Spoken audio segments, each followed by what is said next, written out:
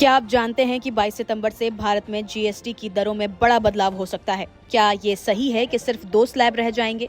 और क्या सिगरेट, तंबाकू और शराब पर टैक्स बढ़ सकता है? दरअसल नई जीएसटी दरें 22 सितंबर से प्रभावी होने की संभावना है। इसके पहले जीएसटी काउंसिलिंग की अहम बैठक 3 और 4 सितंबर को दिल्ली में होगी, जिसमें वित्त मंत्रालय द्वारा प्रस्तावित सुझावों पर चर्चा होगी। माना जा रहा है कि इस बैठक में प्रधानमंत्री नरेंद्र मोदी द्वारा लाल किले की प्रचारित से दिए गए संकेतों के अनुरूप टैक्स स्लैबों में बड़े बदलाव पर विचार होगा। सूत्रों के अनुसार बैठक में खासतौर पर 12% और 28% स्लैब को खत्म करने पर चर्चा हो सकती है।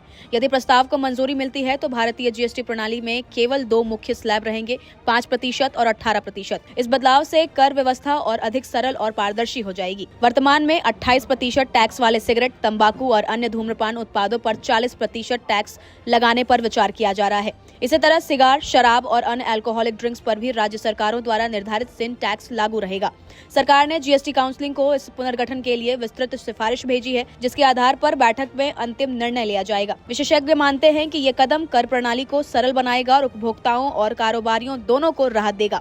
केवल 2 स्लैब की प्रणाली से टैक्स नियमों में पारदर्शिता बढ़ेगी और कंप्लायंस आसान हो जाएगा। अगर प्रस्तावित बदलाव मंजूर होते हैं तो जीएसटी प्रणाली अब और सरल, संगठित और पारदर्शी होगी, जबकि सामान्य उत्पादों पर टैक्स दर कम होगी। धूम्रपान उत्पादों और अल्कोहल पर सिन टैक्स बढ़ाकर सरकार राजस्व में संतुलन बनाएगी। 3 से 4 सितंबर की जीएसटी काउंसिलिंग बैठक इस प्रणाली में बड़े बदलाव की दिशा तय करेगी और इसके बाद ही नई दरों की घोषणा की जाएगी। आप इस पर क्या कुछ कहेंगे, हमें कमेंट्स कर जरूर बताएं। नमस्कार, मैं हूं मानक गुप्ता।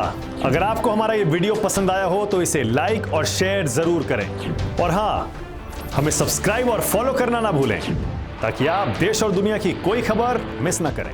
तो जुड़े रहिए हमारे साथ और देखते रहिए न्यूज़ 24।